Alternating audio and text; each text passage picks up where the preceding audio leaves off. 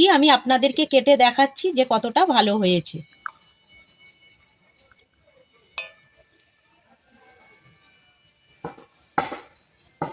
কতটা রসালো হয়েছে দেখতে পাচ্ছেন বন্ধুরা, কতটা রসালো হয়েছে আর তুলোর মতো নরম তুলতুল করছে। নমস্কার বন্ধুরা, অলির রান্নাঘরে আপনাদের অনেক অনেক স্বাগত।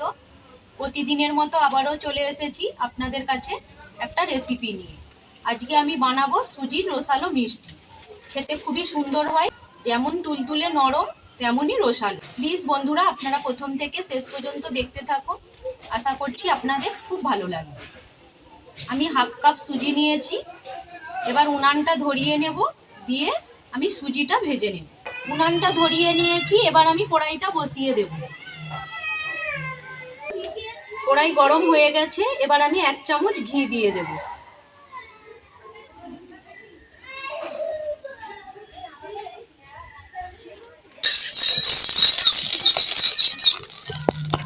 এক চামচ ঘি দিয়েছি। এবার এই ঘিয়ের মধ্যে দিয়ে দেব সুজি। আমি এখানে হাফ কাপ সুজি নিয়েছি, আপনারা বাড়িয়েও নিতে পারেন আর কমিয়েও নিতে পারেন। সুজিটা এবার আমি ভেজে নেব।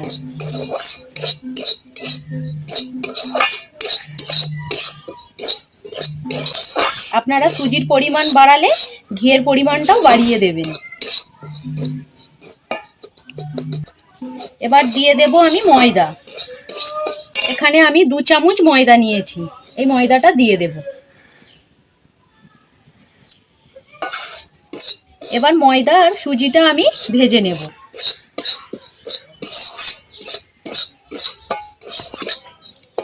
এবার দিয়ে দেব সামান্য নুন, সামান্য, একদম অল্প সামান্য নুন দিয়েছি। এবার আমি ভেজে নেব যাতে সুজির কাঁচা গন্ধটা চলে যায়। সুজিটা ভাজা হয়ে গেছে, এবার আমি দুধ দিয়ে দেব। আমি এখানে দুধটা আগে থেকে জাল করে নিয়েছি, জাল করে ঘন করে নিয়েছি। আমি এখানে হাফ কাপ সুজি নিয়েছি আর 1 কাপ দুধ নিয়েছি। আপনারা যতটা সুজি দেবেন তার ডবল দুধ দেবেন।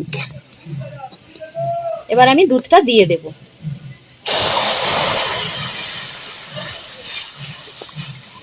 আমি এখানে দুধের পরিমাণটা বেশি দিয়েছি, দুধটা ঘন করে নিয়েছি। 2 গ্লাস দুধকে আমি 1 কাপ করে নিয়েছি, যাতে মিষ্টিটা খেতে খুব সুন্দর লাগে। আপনারা দুধের পরিবর্তে জলও দিতে পারেন। তবে কি বলুন তো বন্ধুরা, দুধ দিলে বেশি খেতে ভালো লাগবে। এবার আমি নামিয়ে নেব। মিষ্টি বানানোর জন্য ডোটা একদম রেডি। এইভাবে ডোটা বানাতে হবে। এবার আমি নামিয়ে নিচ্ছি।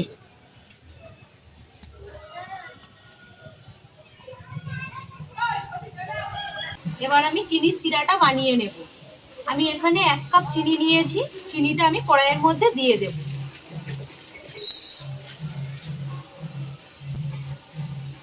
আমি এখানে 1 কাপ চিনি নিয়েছি আর 1.5 কাপ জল দেব।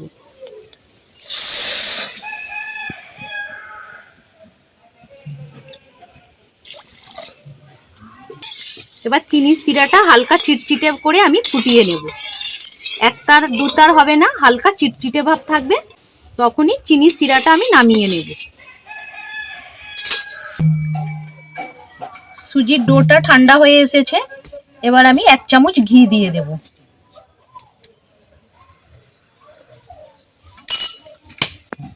এবার আমি এটা ভালো করে মেখে নেব। হালকা গরম আছে, খুব ভালো করে মেখে নিতে হবে।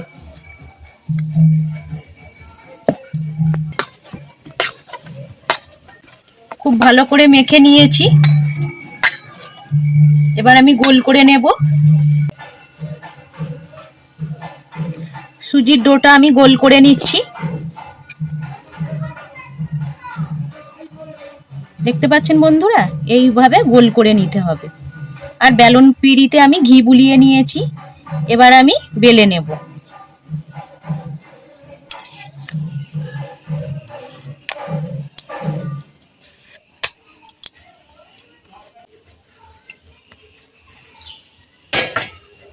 বেলা হয়ে গেছে, এবার আমি কেটে নেব। একটা ছুরি নিয়েছি, ছুরির সাহায্যে কেটে নেব। এই কেটে নেওয়া অংশগুলো আমি রেখে দেব, এগুলোও বানিয়ে নেব।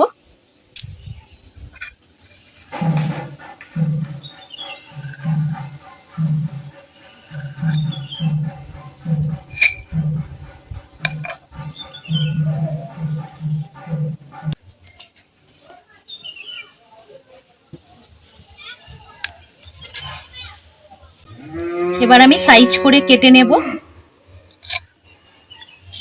আমি চৌকো সাইজের বানাবো, আপনারা চাইলে আপনাদের পছন্দ মতো যে কোনো শেপে বানিয়ে নিতে পারেন।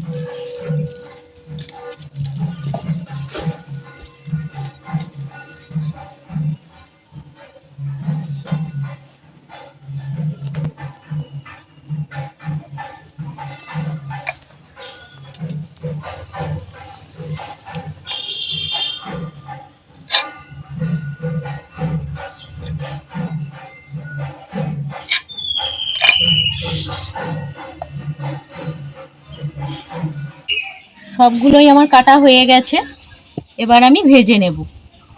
আমি উনানের মধ্যে কড়াই বসিয়ে দিয়েছি, কড়াইয়ের মধ্যে সাদা তেল দিয়েছি, তেলটা ভালো মতো গরম হয়ে গেছে। এবার আমি মিষ্টিগুলো ভেজে নেব।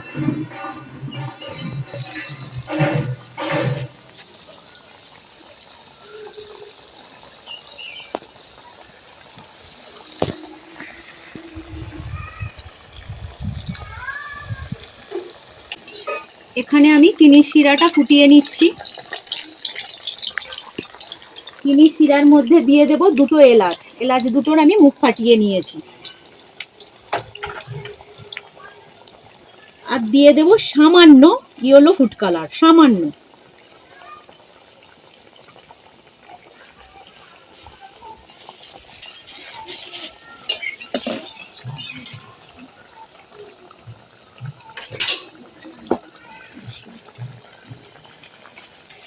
এবার মিষ্টিগুলো আমি উল্টে দেব, উল্টে পাল্টে লাল লাল করে ভেজে নেব।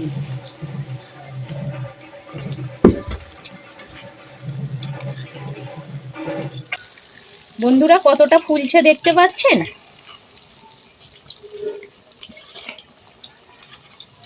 এই দেখুন।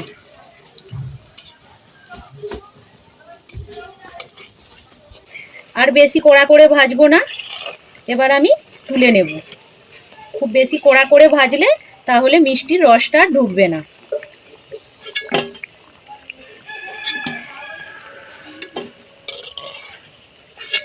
এগুলো ভেজে নিয়েছি, এবার আমি এগুলো ভেজে নেব।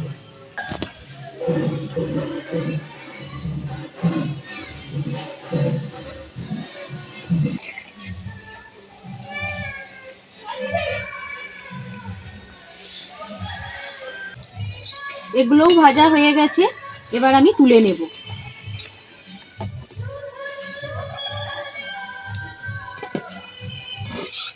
দেখতে পাচ্ছেন বন্ধুরা, হাফ কাপ সুজিতে কতগুলো মিষ্টি হয়েছে। সুজির ডোটা যখন আমি বেলেছি খুব পাতলাও না আর খুব মোটাও না, দেখতে পাচ্ছেন অনেক মিষ্টি হয়েছে। চিনির শিরাটা আমি ভালো মতো ফুটিয়ে নিয়েছি, হালকা চিটচিটে ভাব হয়ে গেছে।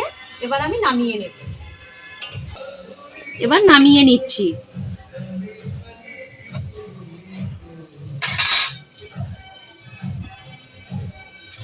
সুজির মিষ্টিগুলোও ঠান্ডা হয়ে গেছে, এবার আমি চিনির শিরার মধ্যে দিয়ে দেব। এবার আমি সবগুলো দিয়ে দিচ্ছি।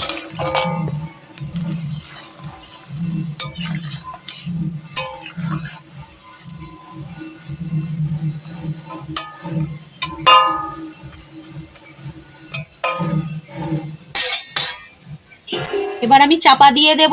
5 মিনিটের জন্য আমি চাপা দিয়ে রাখছি, 5 মিনিট পরে আমি ফিরে আসছি। 5 মিনিট পরে ফিরে এসেছি।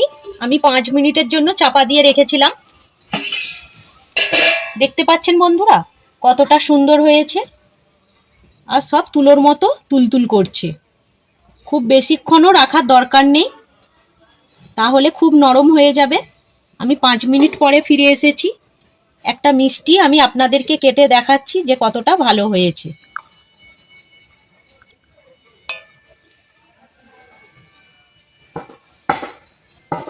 কতটা রসালো হয়েছে দেখতে পাচ্ছেন বন্ধুরা, কতটা রসালো হয়েছে আর তুলোর মতো নরম, তুলতুল করছে। এই পয়লা বৈশাখের দিন আপনারা এই মিষ্টিটা বানিয়ে খেয়ে দেখবেন, খুবই ভালো হয়।